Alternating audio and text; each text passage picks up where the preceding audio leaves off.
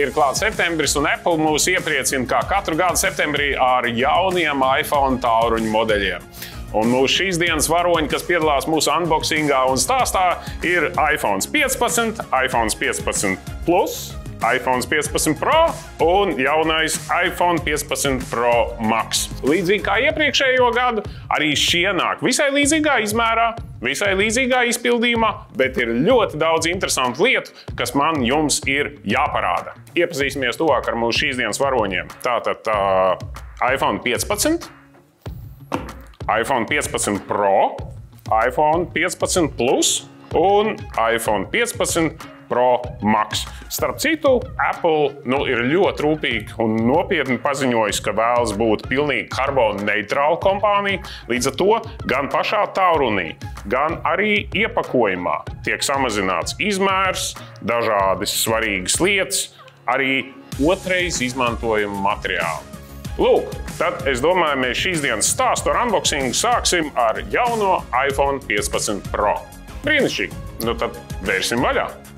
Tātad, vispirms apskatoties uz pašu iepakojumu, mēs redzam, ka tam ir šeit līdzīgi kā arī pārējiem Apple modeļiem. Šeit ir tādas mazas ķepiņas, kuras mēs atplēšam vaļā, bez kuru noplēšanas kastītes atvēršana nav iespējama. Tās mēs noliksim šeit mazliet maliņā, un tagad mēs varēsim atvērt arī kastīti.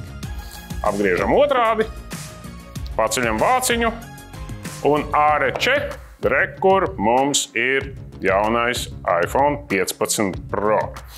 Šis ir tumšs zilās krāsas modelis. Paņemsim viņu rokā, izcelsim ārā no kastītes, un mēs redzam jau brīnišķīgi nostrādātu vietālruni titāna korpusa izpildījumā. Jūs varat redzēt, ka salīdzinot ar iepriekšējo 14. Pro modeli, viņam ir mazliet nopaļots maliņas, ja? Un korpus ir matēts. Principā arī tos pirkstu nospiedumus nemaz tik ļoti vairs neredz, protams, kā uz spīdīgu materiālu. Izmērs tieši tāpat kā pagājušajā gadā 6,1 collas, bet es jums uzreiz varu pateikt, ka salīdzinot ar 14. modeli, ņemot vērā, ka viņš ir no titāna, nevis no alumīnija, viņš ir mazliet vieglāks. Un, ja mēs esam pavisam precīzi, tad jaunais iPhone 15 Pro ir 187 gramus smags. Patiesībā viegls. Nu ko, paraudzīsimies vēl, kas ir mūsu kastītē. Šos te papīrus liekam maliņā, tālruni noliksim šeit. Un kastītē mums vēl ir pieejams lādēšanas vads. Un te ir ļoti svarīga lieta, kas ir jāpiebilst. Jaunais lādētājs un jaunā pieslēgvieta ir USB-C. USB-C. Apple tagad piedāvā savos tālruņos USB-C. Un šīs USB-C lādētāja vads ir appusējais vads. Tas nozīmē, ka ar šo vadu un arī ar citiem USB-C vadiem, jo tas ir standarts, mēs tagad varam lādēt gan vietālruni, gan arī no vietālruņa lādēt citas ierīces. Piemēram, austiņas vai vietpulksteni. Aplūkojot vēlreiz tālruni bez jau pieminētās USB-C pieslēgvietas, mums šeit ir parādījusies jauna poga, ko sauc par Action pogu. Un tā interesantā lieta ir tāda, ka tagad mēs uz šo Action pogu varam uzlikt daudz dažādas funkcijas. Piemēram, mēs vēlamies, lai nospiežot šo pogu, viņš uzreiz pāriet, piemēram, video filmēšanas režīmā. Tagad ir ļoti tērti to izdarīt. Principā tanī brīdī, kad parādās kaut kāda iespēja kaut ko fiksu uzfilmēt, man nav jāver vaļā, man nav jāsameklē video režīms, man nav jānopēlē, es uzreiz varu nospiest Action pogu, pagriezt viņu un nofilmēt. Es domāju, mēs esam nonākuši līdz tam brīdim, kad mēs vēlamies šo tālruni arī ieslēgt. To izdara kā vienmēr ar sānu pogu, to paturot. Parādās jau ierastais Apple logotips, un pēc maz brītiņa viņš būs uzlādējies. Tad arī turpināsim.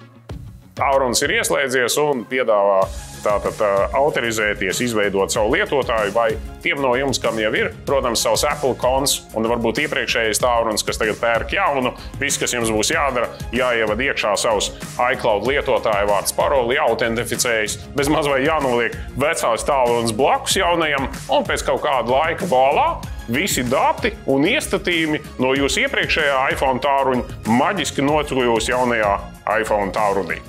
Šeit mēs redzam, ka ir ļoti skaists krāsas, tas ir OLED taurunis, OLED ekrāns. Un tā interesantā lieta, ka viņš pat salīdzinoši spilgtā apgaismojumā, piemēram, spilgtā saulē, spēj piedāvāt ekrāna gaišumu līdz pat 2000 nitiem. Savādāk, mēs tā rūpīgi ieskatoties varam arī redzēt, ka šim taurunim ir 460 punkti caurulā izšķirtspēja, respektīvi attēls, teksti, viss, kas būs uz šī ekrāna, būs ļoti precīzs, citiem vārdiem sakot, skaists. Līdz ar jauniem tālruņiem Apple mums piedāvā arī jaunu operētāju sistēmas versiju, un tā ir iOS 17. versija. 17. versijā ir daudz interesantas lietas, kas ir saistošas tieši šiem jaunajiem tālruņiem. Piemēram, ar jauno 15 Pro tālruni tas, ko jūs varēsiet izdarīt, jūs varēsiet iestatīt tādu kā savu avatāru, un pēc tam vienkārši pieskaroties ar galvām ar otru 15. tālruni, jūs varēsiet savu kontaktinformāciju iecelt otra telefona citam cilvēkam vietālrunī, bet tādā veidā, kā jūs gribat, lai viņi tiktu attēlot. Varbūt tieši ar jūsu izvēlētu fotografiju, bet varbūt ar jūsu izvēlētu emoji. Lai kas tas arī būtu, jūs noteiksiet, kā ir jāizskatās jūsu profilam tanī brīdī, kad jūs zvanīsiet tam otram cilvēkam, kuriem jūs iedavāt savu kontaktinformāciju. Vēl viena interesanta lieta, kas šiem vietālrunim ir zvanīšanas režīma fona apklusināšana. Tā ir tāda interesanta lieta. Varētu padomāt, kas tad vispār var būt jauns tā saucamajā zvanīšanā. Bet nē, viņiem ir jauna funkcija. Šī funkcija ir voice isolation. Un tā doma ir tāda, ka ja jūs atrodaties kādā skaļā telpā, tirgū, koncertā, un kāds jums zvana un nedzird jūs, jo jums fonā ir milzīgs troksnis, tas, ko jūs varat izdarīt, jūs varat ieslēgt voice isolation režīmu, un pēkšņi viss jūsu fona troksnis pazūd. Un cilvēks, ar ko jūs runājat tajā brīdī pa tālruni, dzird tikai un vienīgi jūsu balsi. Ja jūs izliekaties, ka jūs esat darbā, bet patiesībā esat aizgājuši kaut kur pastaigāties uz kādu trokšņainu vietu, tad tā ir tā iespēja saviem kolēģiem varbūt arī nepaziņot, ka jūs neesat birojā. Taču viena no galvenajām lietām, kas par šo tālruni ir jāpastāsta, protams, ir kamera, jeb vesels kameru kopums. Taču pirms mēs to darām, paraudzīsimies uz pārējiem modeļiem. Un nākamais, ko es jums vēlējos parādīt, ir iPhone 15. Tieši tādā pašā veidā veram vaļā kastīti. Un šeit mēs arī varam novērot, ka viņam ir skaists nopaļots maliņš. Jūs arī varat redzēt, ka, piemēram, 15. Pro modelim kameru sistēma ir krietni plašāka. Šeit jūs varat redzēt 3 kameras, un tur ir arī LiDAR, jeb dziļuma sensors.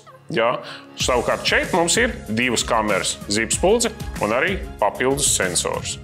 Apskatīsim arī lielākos brāļus. Lūk, iPhone 15 Pro Max un iPhone 15 Plus. Šie tālruņu modeļi nāk lielākā izmērā – 6,7 caulas. Taisam vaļā. Lūk, te mēs varam redzēt, kur mums ir 15 Plus modelis un 15 Pro Max modelis. Un šeit tagad jūs varēsiet redzēt visus šos tālruņus vienkopus. Izmēra atšķirības varbūt nav tik dramatiski milzīgas, tomēr šiem lielajiem tālruņiem, ņemot vērā, kad izmērs ir lielāks, ir arī lielāka akumulātora ietilpība. Pro modelis un vispārējie modeļi joprojām nodrošina veselu, pilnu uzlādes dienu. Pro modelis, starp citu, līdz pat 23 stundām spēja atskaņot video. Piemēram, gadījumā, ja jūs lidosiet kādā tālākā lidojumā, piemēram, uz Japānu, uz Hongkongu vai kaut kur uz Dienvidameriku, jums noderēs šīs 23 stundas video režīma, ja jūs būsiet, piemēram, ielādējuši kādas filmas un gribēsiet īsināt laiku kādā garā lidojumā. Ir pienācis laiks ieslēgt visus pēc kārtas, lai mēs redzam, kas notiek uz ekrāna. 15 modeļiem, pat tiem, kas nav Pro, tagad ir pieejama dinamiskā sala.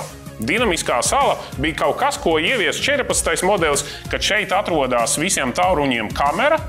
Tanī brīdī, ja jūs klausāties kaut kādu mūziku un pārslēdzaties uz kādu citu aplikāciju, vai tanī brīdī, ka jūs, piemēram, izmantojat navigāciju, bet vēlaties izlasīt kaut kādas īziņas, tad tā fona aplikācija aiziet tā saucamajā dinamiskajā salā, un jūs jebkurā brīdī šeit pieskaroties varat atraut vaļā iepriekšējo aplikāciju. Šeit jūs varat redzēt, cik tālu, teiksim, jūsu dziesma skan, kas šobrīd skan, vai arī šeit tādas mazas bultiņas rāda, kur jums tālāk jāgriežās.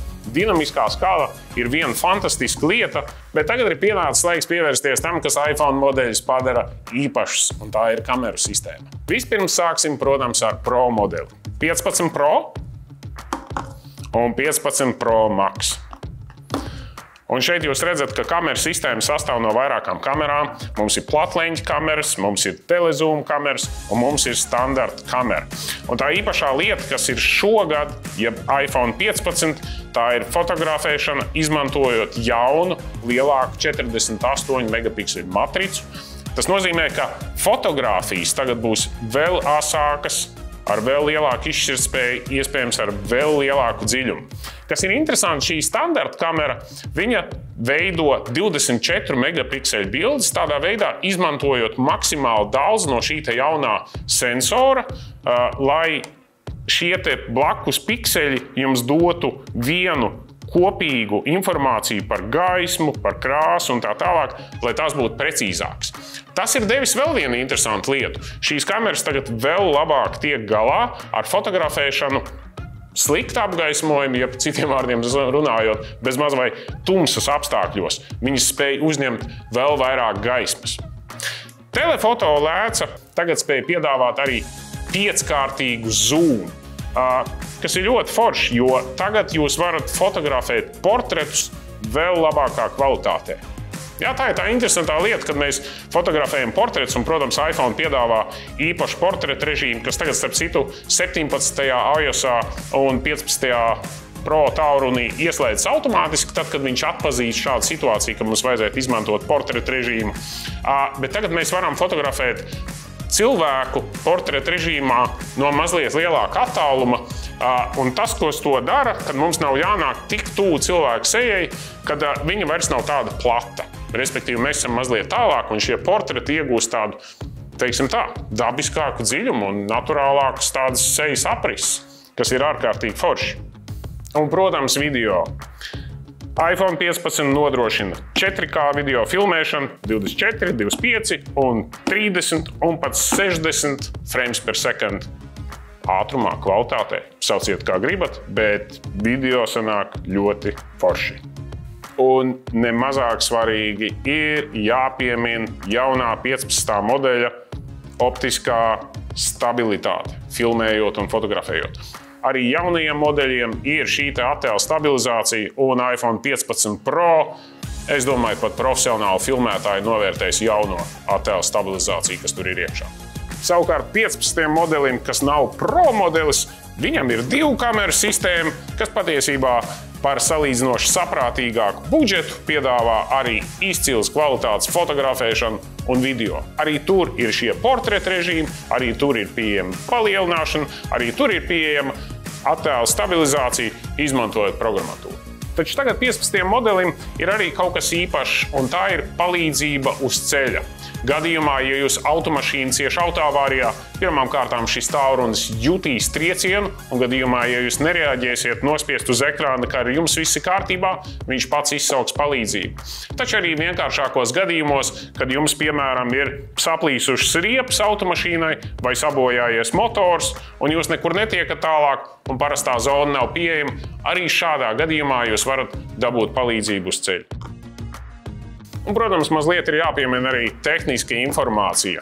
iPhone 15, kā jau es teicu, ir, un iPhone 15 Pro ir 6,1 colu izmēra tālruņi, iPhone 15 Plus un iPhone 15 Pro Max ir 6,7 colas lieli. iPhone 15 Pro un iPhone 15 Pro Max darbina jaunais A17 Pro procesors, savukārt iPhone 15 un iPhone 15 Plus ir A16 procesors. Kopumā ņemot, Apple atkal tas ir izdevies. Mums ir lieliski tālruņi, kas tehniskās īpašībās iespējams pārspēj arī dažu labu datoru. Es zinu, ka nav labi salīdzināt vietālruņus ar datoriem, bet kas gan ir vietālrunis, ja ne ļoti spēcīgs dators? Jaunie procesori nodrošina īpašu grafisko jaudu, kas ļoti noderēs fotografējot un filmējot, un lai jums dabā nesanāk visādi netīšām arī varbūt iemest tālruni ūdenī, tad ziniet, kad iPhone tālruņi ir ar IP68 ūdens izturību. Es pats, starp citu, ar iPhone tālruni filmējis arī zem ūdens. Paldies, ka klausījāties un skatījāties! Gaidīsim jūs Eironikas veikalos!